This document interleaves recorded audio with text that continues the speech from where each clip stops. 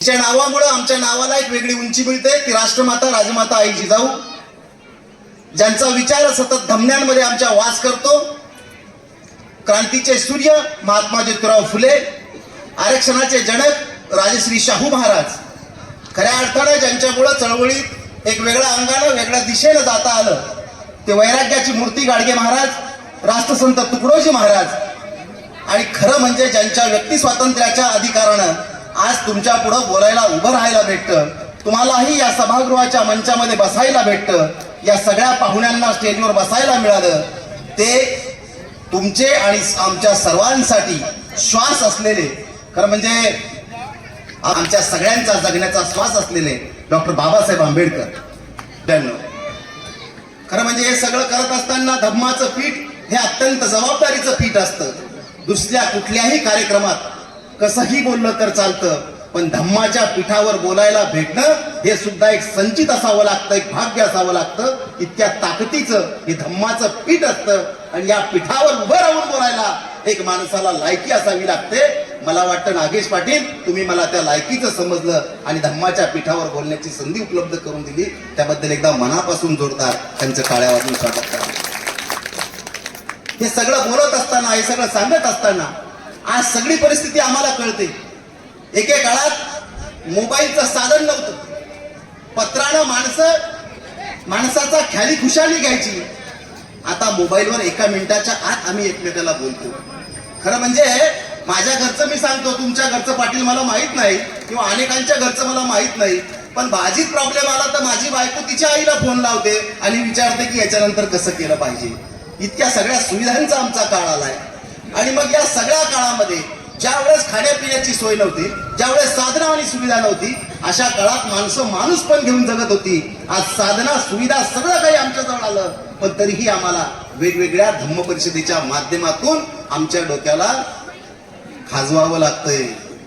याचं सुद्धा चिंतन आणि मनन या पर्वावर झालं पाहिजे.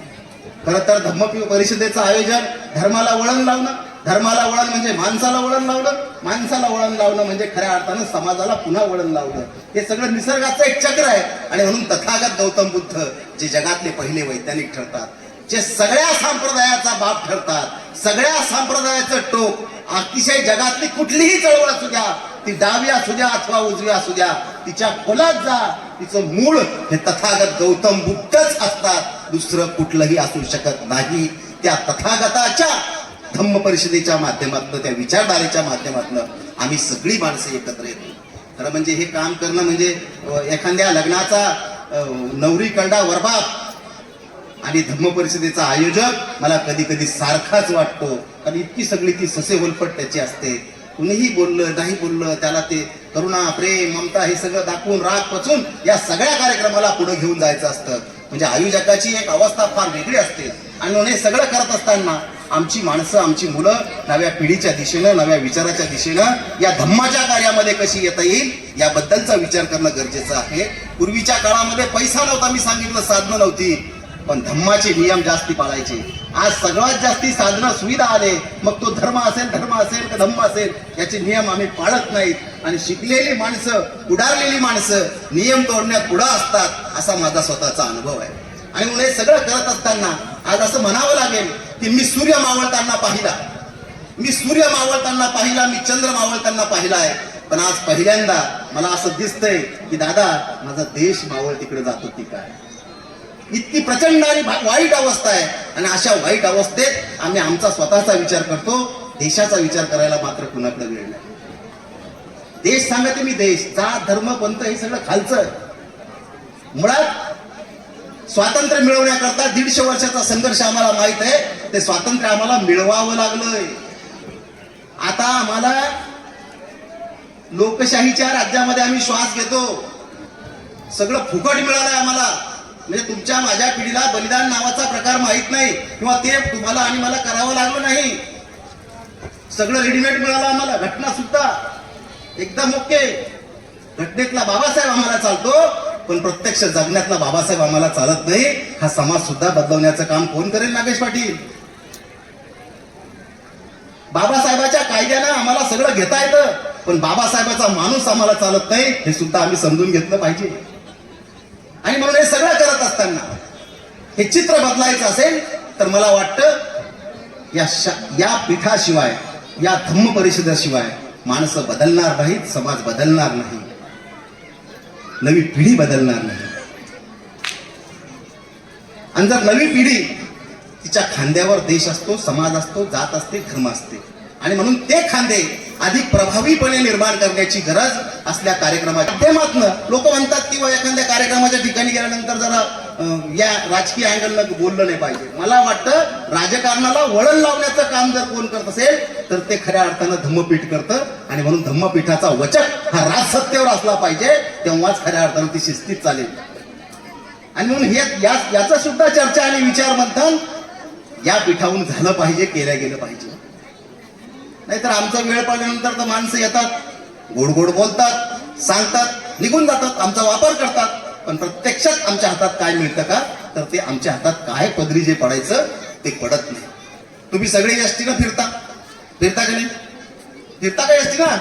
मला वाटतं सगळ्याकडे फोर व्हीलर येतं. तुम्ही ते एसटीतलं सीट फाटलेलं पाहिलं ना? कोण पाडतं ते? नाही, एसटीतलं आपण ज्या सीटवर बसतो ते सीट फाडतं कोण? कंडक्टर ड्रायव्हर कसे पाडतील मावशी? त्या एसटीतलं सीट तुम्ही, मी किंवा तिथं बसलेला कोणता तरी माणूस फाडतो, कारण ती एसटी त्याच्या बापाची असते, ते सीट त्याच्या बापाचं असतं, म्हणजेच त्याच्या मालकीचं असतं, म्हणून तो ते एसटीचं सीट फाडतो. असंच आहे ना? असं आहे का? एसटी सरकारची असते, एसटीतलं सीट सरकारचं असतं, आणि सरकारी वस्तूची नासधूस करण्याचा आनंद आम्हा सगळ्यांना असतो. विदेशामध्ये दीपक दादा एक व्हिडिओ व्हायरल झाला, एका बसमधलं सीट फाटलं होतं आणि ते फाटलेलं सीट एक प्रवासी शिवत होता. त्याला तुमच्यासारख्या हजरजबाबी पत्रकारांना प्रश्न केला की हे तर तुमचं काम नाहीये, तुम्ही हे सीट का शिवताय? तर त्यानं सांगितलं की माझ्या देशाची सेवा करण्यासाठी मला वेळ नाही, मी कार्यालयाला जात आहे, तेवढ्या वेळेत देशाकरता काही करता येतं का, त्या संदर्भातला हा प्रयत्न आहे. हा प्रयत्न आम्ही कधी करणार? हा प्रयत्न होत नाही, आणि म्हणून देशावरचं, राष्ट्रावरचं, समाजावरचं, धर्मावरचं प्रेम आमचं कमी होत चाललंय. मी नाही धर्म परिषदेला गेलो, काय होणार आहे? मी नाही कार्यक्रमाला गेलो, काय होणार आहे? काही होणार नाही. काय नुकसान व्हायचं ना, तुझं होणार आहे. कार्यक्रम तर होणारच. म्हणजे समजा आमच्या सगळ्या चळवळीच्या डोक्यातल्या सगळ्या माणसांना मी कळकळीची विनंती सांगतो की चळवळी संपण्याला कारणीभूत जर काय असेल तर हा सगळा मान सन्मान, स्टेज, हार, बुके, स्वागत, पॉम्पलेट, त्याच्यावरली नावं, माझं बारीक झालं, त्याचं मोठं झालं, मी तर इतके पैसे दिले, मी तर इथं पाहिजे होतो, मी तर तितक्यांत काहीच दिले नाही, तर त्याचं नाव तुम्ही बोल्ड केलं. या सगळ्या गोष्टी, बारीक सारीक गोष्टी आमच्या चळवळीला मागे आणण्याचं काम करत आहे.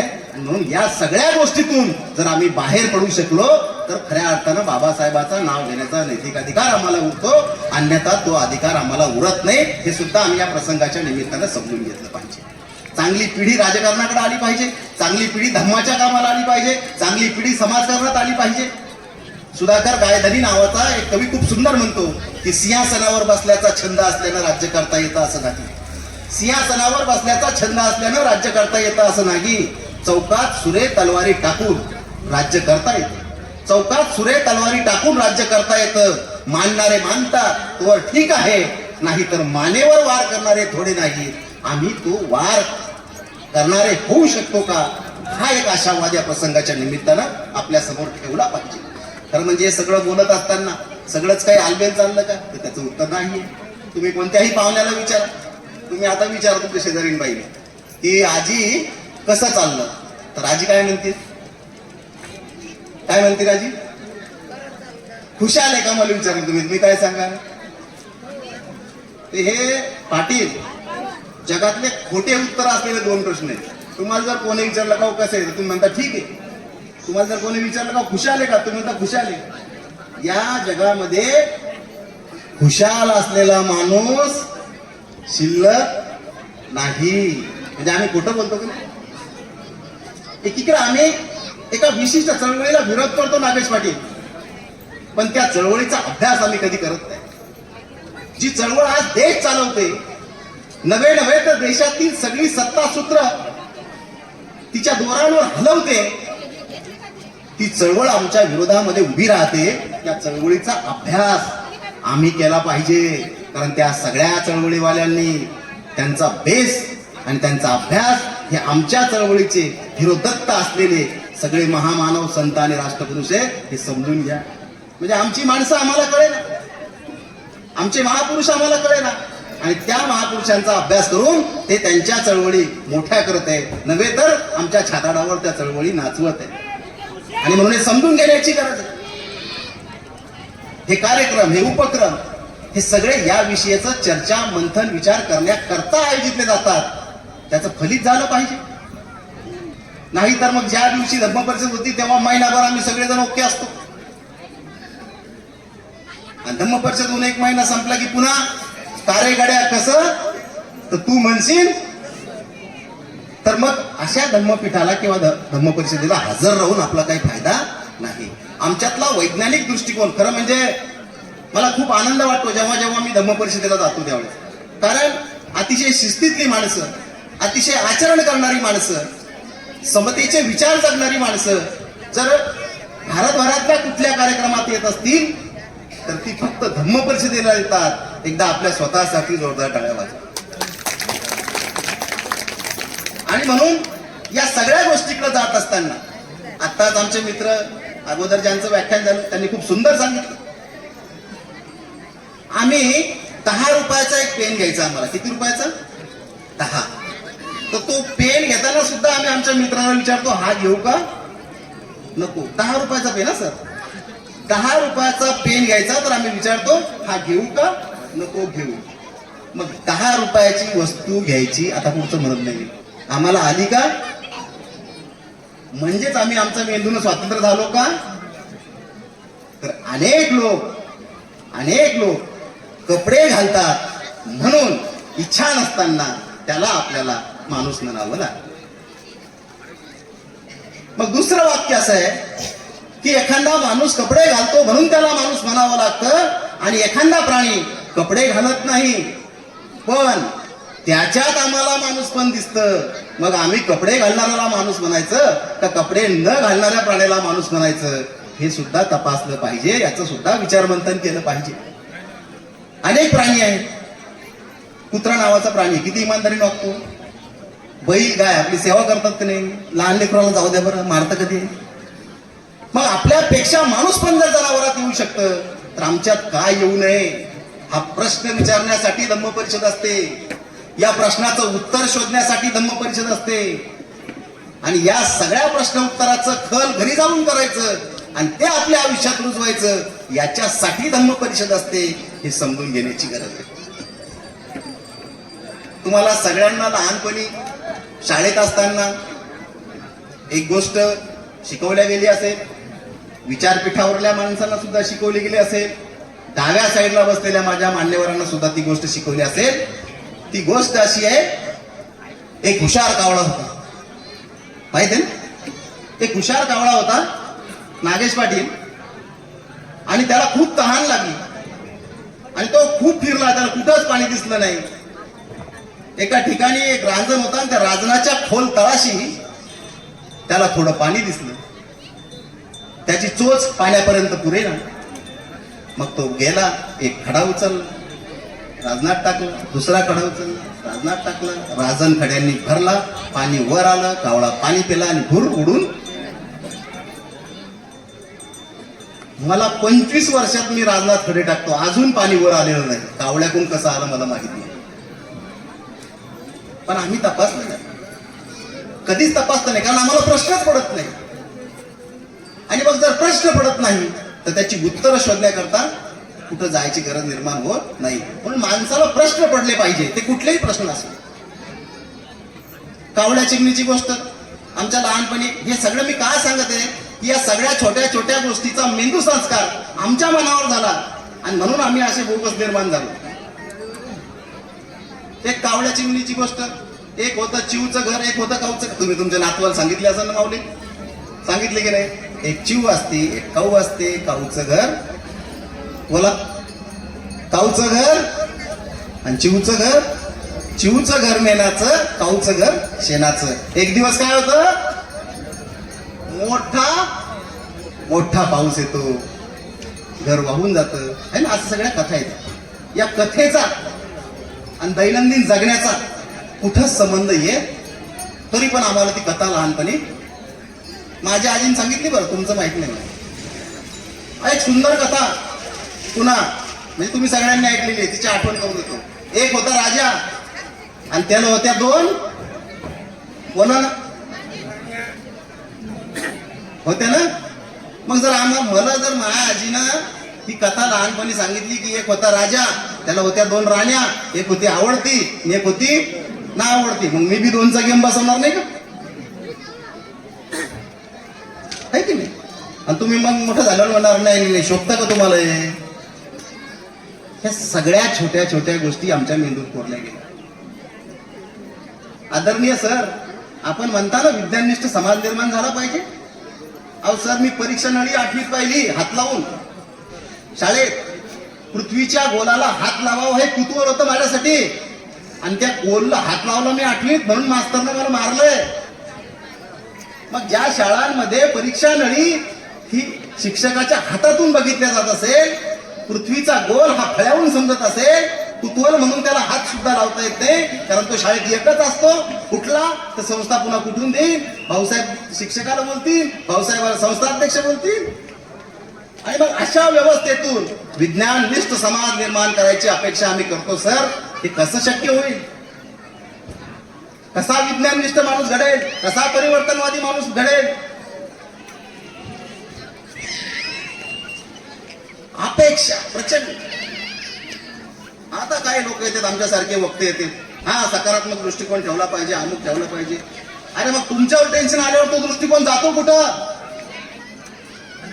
शेवटी सगळ्या प्रश्नांची उत्तरं जर कुठं सापडत असेल तर ती फक्त आणि फक्त तथागत गौतम बुद्ध यांच्या तत्वज्ञानात सापडतात, बाकी कुठेच सापडत नाही. हे समजून घेतलं पाहिजे. तुम्हाला मी त्यांना कुठेतरी वेगळ्या अंगाचं काम आम्ही करू शकतो का, त्या संदर्भातला विचार नागेश पाटील 2011 साली आला. आणि मग काय केलं पाहिजे, काय केलं पाहिजे? आम्ही ओबीसी सांगतो, समता सांगतो, बंधुत्व सांगतो, नीतिमूल्य सांगतो.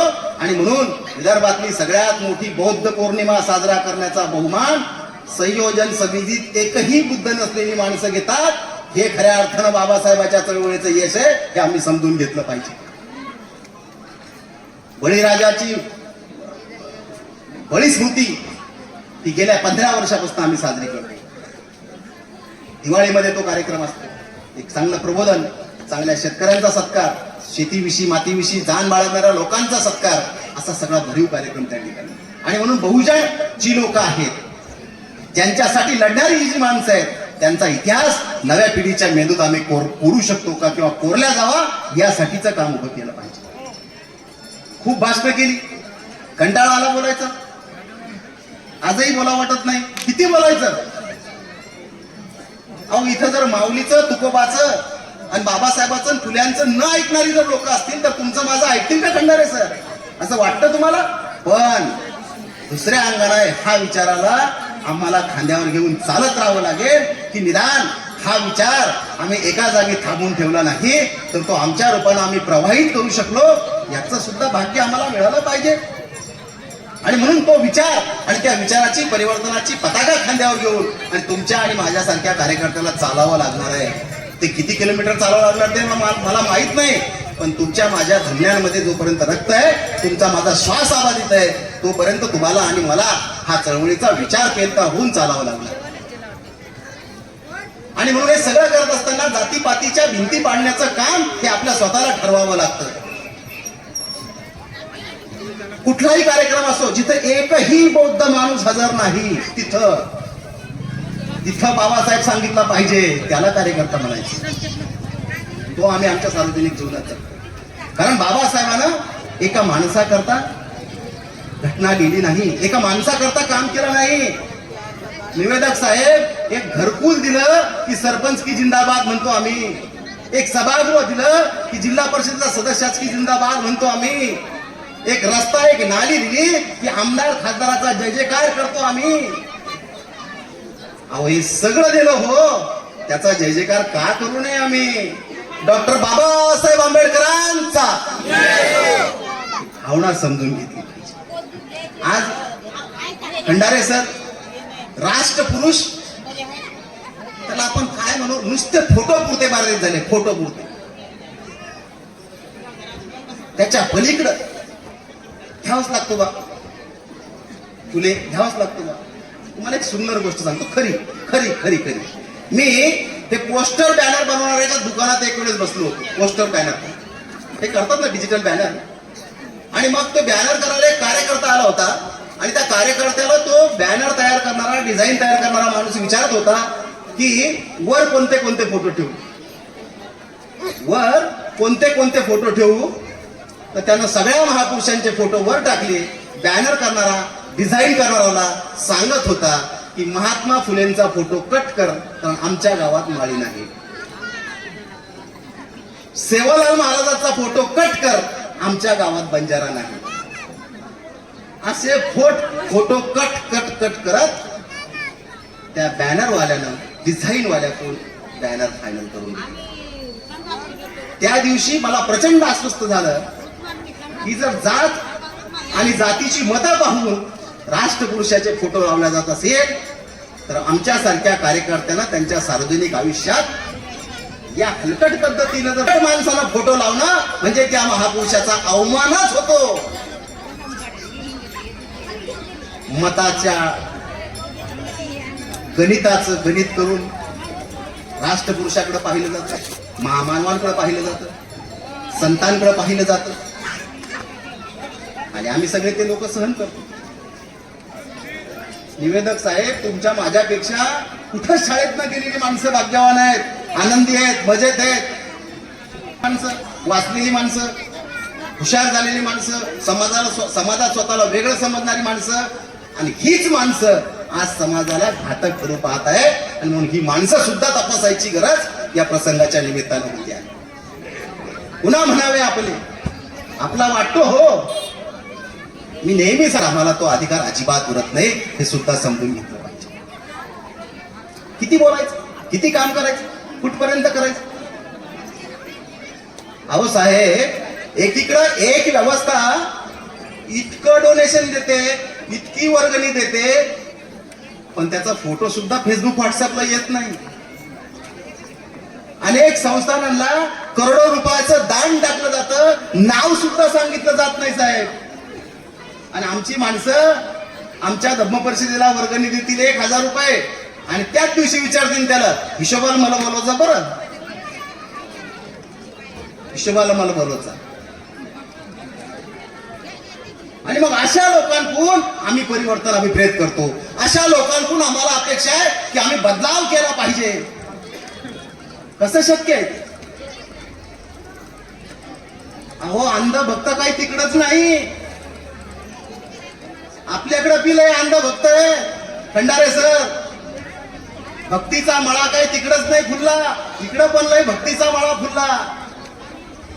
आणि म्हणून ज्या चळवळी व्यक्तीच्या दिशेने जातात त्या टिकल्या नाही, ज्या चळवळी विचाराच्या दिशेने गेल्या म्हणून ही धर्माची चळवळ टिकली. कारण ती व्यक्ती नाही तर विचार सांगते.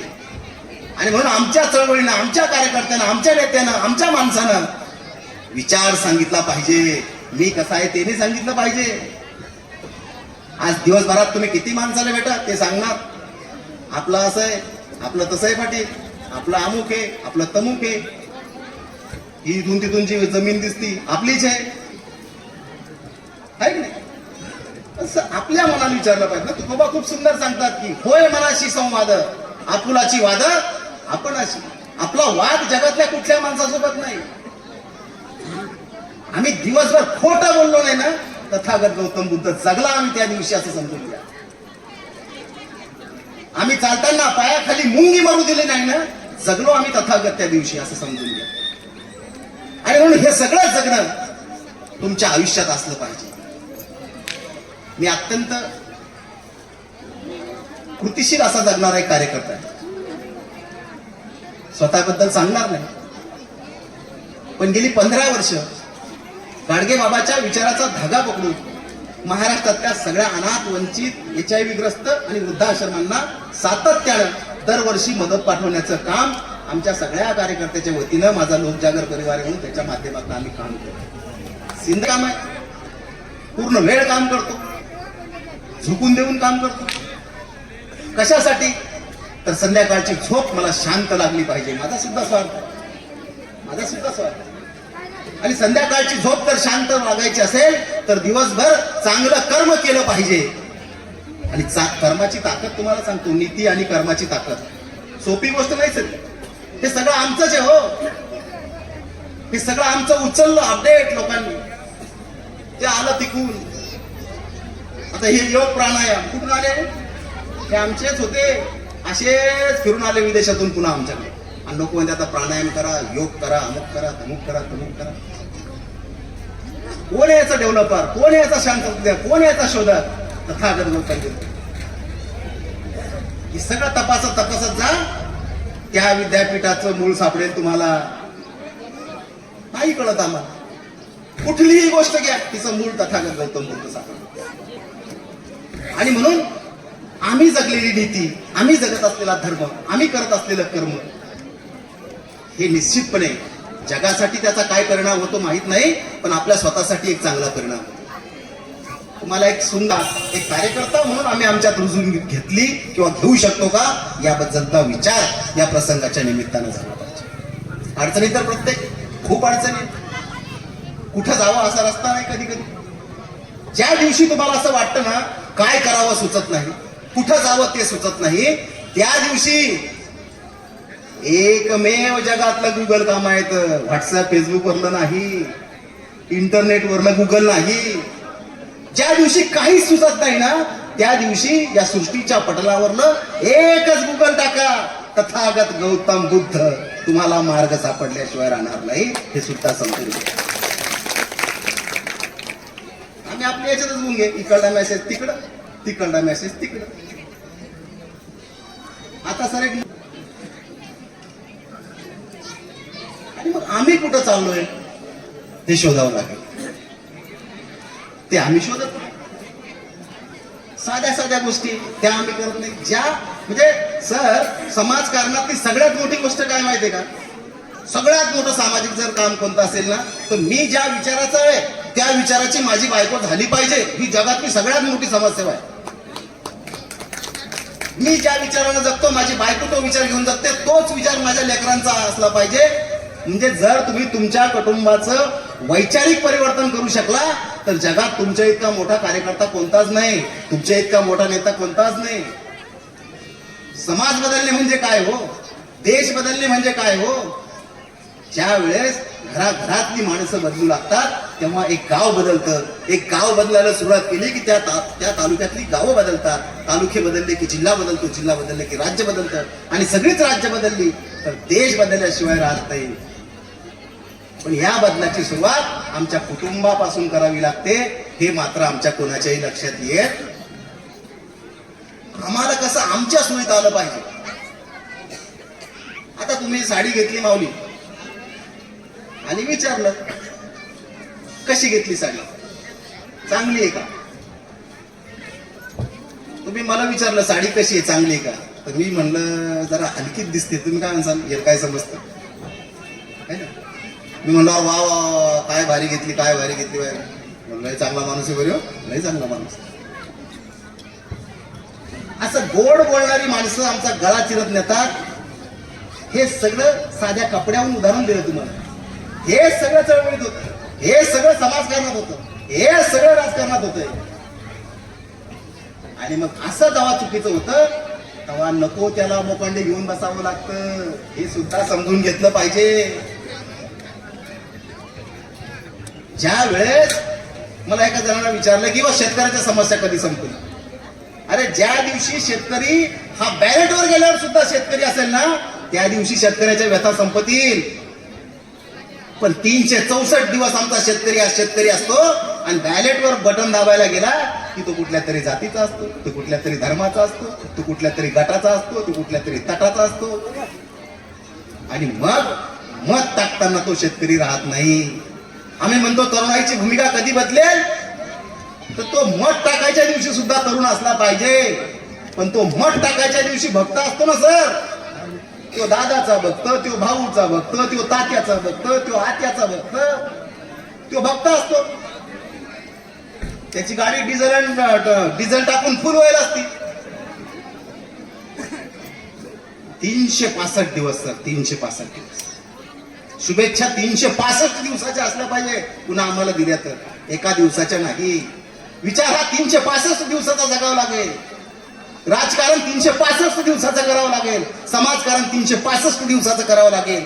ज्या दिवशी 365 दिवसाची गोष्ट आम्ही करू ना, त्या दिवशी हा बदलाव येईल, अन्यथा येणार नाही. सगळे येतात हो, काय समतेच्या त्याच्या गोष्टी करताय. मला डोका उठवतो सर, ते गप्पा आणल्याला कोणा म्हणलंय राग येतो या गोष्टीचा. अहो आरक्षणाच्या पलीकडे आमच्या माणसाला दुसरा चष्मा लावून पाहत नाही लोक. तुम्ही काय समतेच्या गप्पा मारता. त्यांची समता इतकीच आहे, आमची मतं त्यांच्या पदरात घेण्या इतकीच त्यांची समता असते. दुसरी समता त्यांना अभिप्रेत नसते, हे सुद्धा समजून घ्या. आता तुम्ही काय याला काय आमच्या भागातलं थोडी माहित आहे. अहो मी काय 150-200 किलोमीटर पुढं, तुमचं वारं तर येत असेल ना तिकडं, ते वारं आमच्या कानात सांगतंय. आणि म्हणून चांगल्या गोष्टी बोलल्या पाहिजे, खऱ्या गोष्टी बोलल्या पाहिजे. ज्या कार्यक्रमाला खंडारे सर आपण जातो ना, तिथं किती माणसं आहेत हे बघू नका हो. त्या कार्यक्रमात बोलल्यानंतर एक माणूस बदलला, हे तुमचं यश आहे, समजून घ्या. माणसं बदलली किती हे महत्वाचे. किती लोकांनी टाळ्या वाजवल्या हे महत्वाचं नाही. किती लोकांना आपण बरं, इतके जायल लोकांचं भाषण झालं स्वतःच विचारते कसं झालं, कोण सांगणार त्याला खराब झालं चांगलं झालं. किती जायल लोक सांगा तुम्ही चळवळीत आपल्या. स्वतःच भाषण झाल्यावर विचारते स्टेजच्या खाली आल्यावर की कसं झालं आपलं भाषण. अरे चांगलं करायला करता बोलायला लागता. एक असाच एक कार्यकर्ता सोयदेव नावाचं गाव आहे आमच्याकडे, तिथं भाषणाला आले. ते हार स्टेजवर त्यांनी शाहू फुले, आंबेडकर, गाडगे महाराज, तुकडोजी महाराज, अमुक धमुक सगळे सांगितले. आणि खाली आल्यावर एक कार्यकर्ता भेटला, म्हणजे नमस्कार सर. म्हणजे नमस्कार. अरे म्हणे आपल्या जातीचे घर किती आहे गावात. कार्यकर्त्या म्हणे आपल्या जातीचे घर किती आहे गावात. हा समतेचा विचार असू शकत नाही. आणि म्हणून समतेचा विचार हा जगण्याचा आयाम, जगण्याचा सिद्धांत असला पाहिजे. हसवायचं लय बोलता येतं आम्हाला. अरे हसवायचं बोलूनच तर फसवतात ना आम्हाला. आणि म्हणून आता कसं जगायचं असा प्रश्न जर असेल तर अर्धा प्याला सरलाय म्हणायचं का अर्धा प्याला भरलाय असं म्हणायचं. तुम्हीच सांगा कसं जगायचं.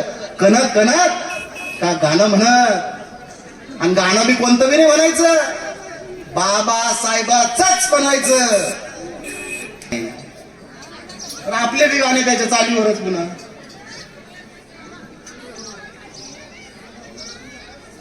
सर कधी कधी असं वाटतं ना, मला बोलतो जरा मोकळेपणानं, असं वाटतं की आपल्या राष्ट्रपुरुषावर गाणीच येऊ नये.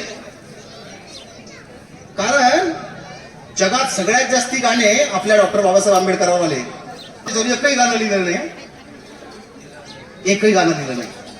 तरी आपल्या बाबासाहेबाच्या बरोबरीत आणण्याचा प्रयत्न होतोय त्यांना. आलं लक्षात तुमच्या. पण जगामध्ये सगळ्यात मोठी मय्यत आणि जगामध्ये सगळ्यात मोठी अंत्ययात्रा म्हणजे भाषा समजतील तुम्हाला. मौत म्हणतात आमच्याकडं, तुमच्याकडे काय म्हणतात माहित नाही. कुठं अंत्ययात्रा म्हणतात, कुठं मयत म्हणतात, काय जे शब्द. तर सगळ्यात मोठी अंत्ययात्रा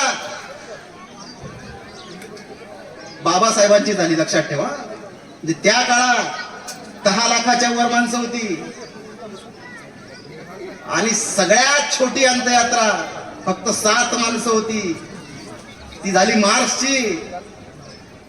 पण मार्क्सच्या अंत्यविधीला आलेल्या 7 माणसांनी ठरवलं की मार्क्स तर गेले, पण मार्क्सचा विचार हा जगभरात पोहोचला पाहिजे आणि 7 माणसांनी 75% जगामध्ये मार्क्सचा विचार पोहोचवला हे समजून घ्या. आम्ही 10 लाख माणसं होतो. बाबासाहेबाचा विचार भारतभर पोहोचू शकलो का, या प्रश्नाचं उत्तर घेण्यासाठी तुमच्या पुढे आलोय. असं बोललं की तुम्ही म्हणणार तुमचा इगो हार्ट होणार, तुमचा इगो दुखणार, तू बाहेर गावचा वेळ आम्हाला सांगणार का. हे सत्यता आहे, ही सत्यता आहे, वास्तव आहे. हे तुम्हाला आणि मला समजलं पाहिजे. आणि मग काय करायचं तर सर मला सकाळपासून एक उद्योग असतो. सकाळी उठल्यापासून रात्री झोपेपर्यंत मी असं ठरवतो की किमान 200 माणसांना मी बोललो पाहिजे चळवळीचं, आणि बोलतोच मी. त्याशिवाय संध्याकाळचा घासच पोटा खाली घालायचा, त्याच्याशिवाय जेवणच घ्यायचं नाही. 200 लोकांना बोलायचं, 200 लोकांना फुले शाहू बाबासाहेब गाडगे महाराज तुकडोजी महाराज समजून सांगायचा, त्याचा विचार समजून सांगायचा, आणि मगच घरी जायचं. अर्थात खंडारे सरी दिवाणगी आहे, पण होय ही दिवाणगी प्रत्येकात आली पाहिजे. हे वेडा पण प्रत्येकात आलं पाहिजे. कारण ज्या दिवशी समाज तुम्हाला वेडा म्हणतो त्या दिवशी राग येऊ देऊ नका. कारण या व्यवस्थेनं फुल्यांना सुद्धा एकदा वेड्यात काढलंय, बाबासाहेबांना काढलंय, अनेक महापुरुषांना या समाजानं वेड्यात काढलंय. वेडा म्हटलं म्हणजे ती तुमच्या यशाची पहिली पायरी आहे, हे समजून घ्या. ज्याला वेळ असतं तोच समाजामध्ये काही करू शकतो, तोच बदलावाच्या दिशेने जाऊ शकतो. अन्यथा मग काही नाही, ते टामटूम आपला बजेटवाला प्रोग्राम जो असतो ते खाणे पिणे झोपणे याच्या व्यतिरिक्त ती लोक काही करू शकत. मला माहित नाही सर तुम्ही सेवेत आहात का नाही, पण हल्ली एक प्रकार खूप आलाय सध्या. शनिवार रविवारची समाजसेवा, शनिवार रविवारची समाजसेवा, शनिवारी रविवारी समाजाचं काम, आणि त्याच्यात एक पुन्हा प्रकार आहे रिटायर झालेल्या माणसाची समाजसेवा.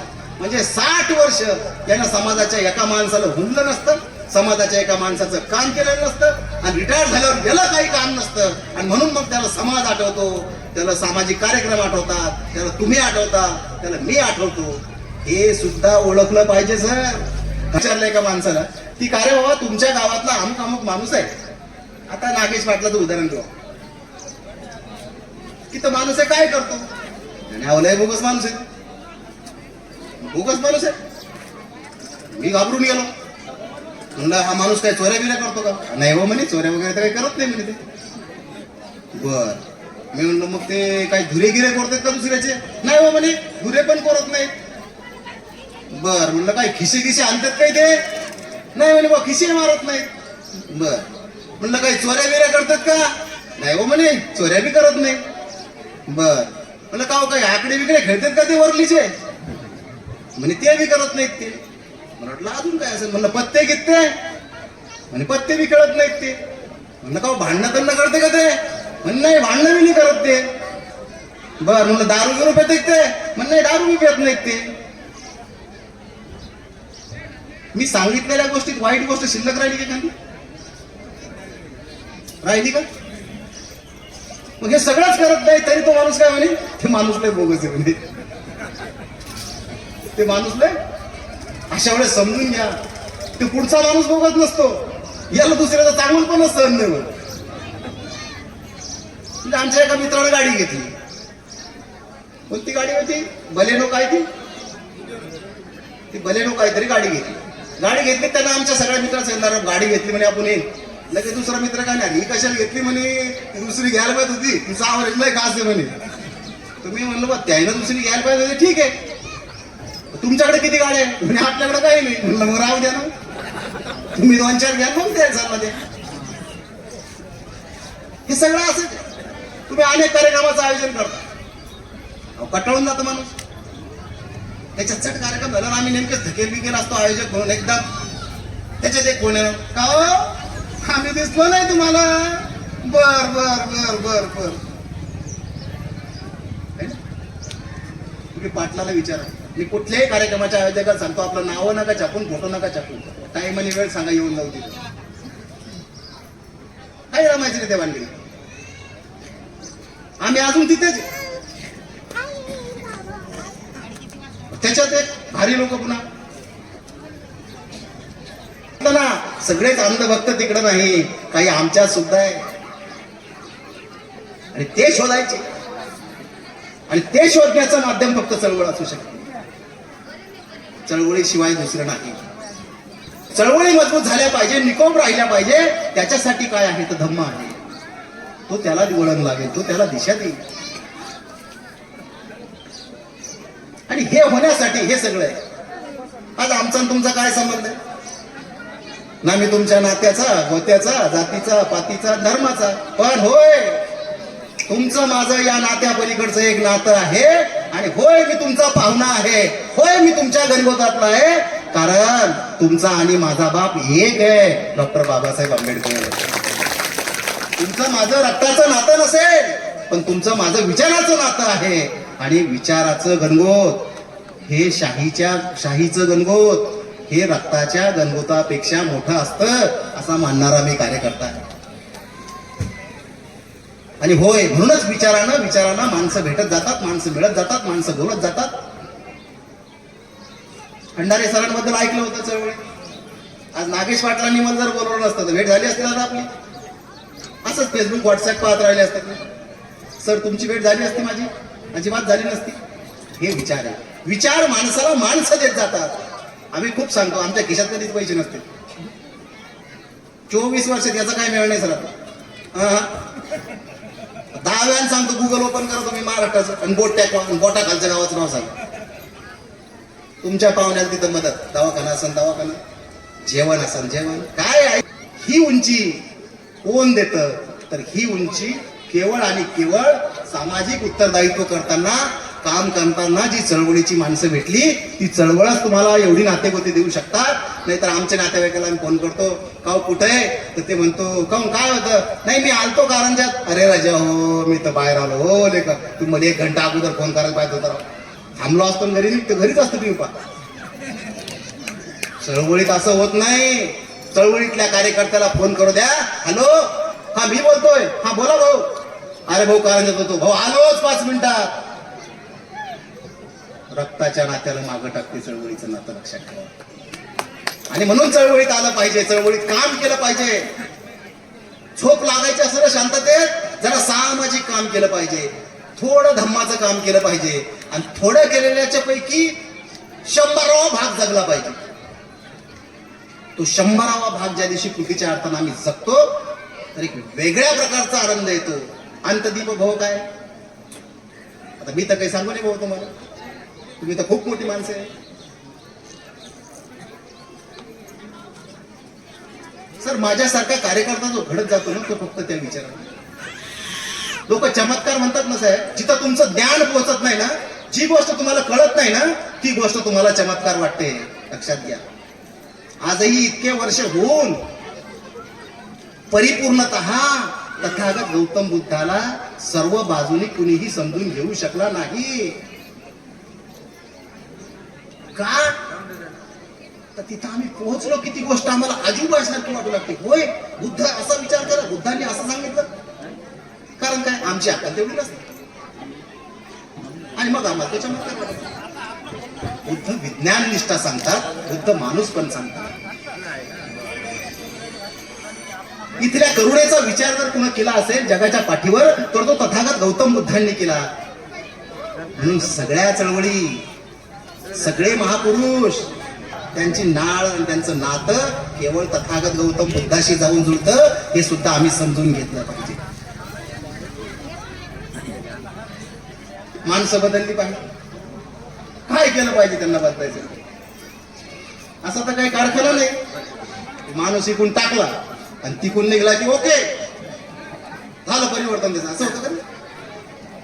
वाचावं लागेल, वाचावं लागेल. 24/6/94 ला माझे वडील वारले सर. 27/6/94 पासून मी ठरवलं की जर माझ्या वडिलाला श्रद्धांजली काय द्यायची असेल, तर जेवढे दिवस मी जिवंत असेल तेवढ्या दिवस मी वाचत राहिलं पाहिजे. हे सुद्धा श्रद्धांजली होऊ शकते. लक्षात. छाती उडुस्तर बडुस्तर रडणं म्हणजे श्रद्धांजली किंवा दुःख व्यक्त करणं असू शकत नाही.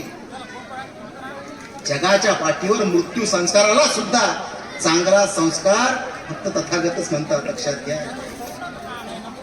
त्यातूनही बाहेर पडायचा मार्ग जगाच्या पटलावर एकच माणूस सांगतो, तथागत गौतम बुद्ध.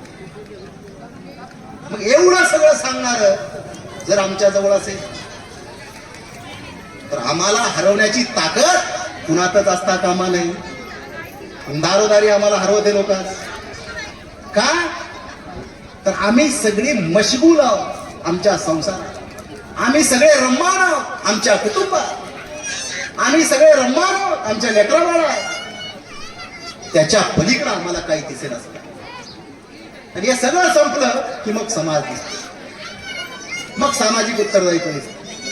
अशाने आमच्यात अजिबात बदलाव येणार नाही. असं म्हणलं जातं की महाराष्ट्र कीर्तनानं सुधारला नाही आणि तमाशानं बिघडला. नेमका महाराष्ट्र कुठे आहे, नेमका महाराष्ट्र कुठे आहे हे शोधण्याची गरज आहे. आणि म्हणून ते परिवर्तनाची मुहूर्तमेढ मी माझ्या अंतकरणात रुजवतो का, मी माझ्या काळजात ती वाद ती ज्योत पेटवतो का, हे सांगण्याची गरज तर मला वाटतं येऊ नये माझ्यासारख्या कार्यक्रमाला. पण दुर्दैवानं हे सगळं होतंय. समाज जागवा, समाज असं करा, समाजाचं तसं करा. सर तुम्हाला एक गोष्ट सांगतो, मवाळ लोक मांडलिक असतात, मवाळ लोक मांडलिक असतात. दुर्बल माणसांना समाजात किंमत नसते. मवाळ मांडलिक असतात, दुर्जनाला किंमत नसते, दुर्बलालाही किंमत नसते. लाचारीनं जण जगण्याला जिंदगी असं म्हणत नाही. आणि हे सोडून आम्हाला आमचं जगणं जगावं लागलं. आणि त्यासाठी तुमचा पाठीचा कणा ताट असला पाहिजे.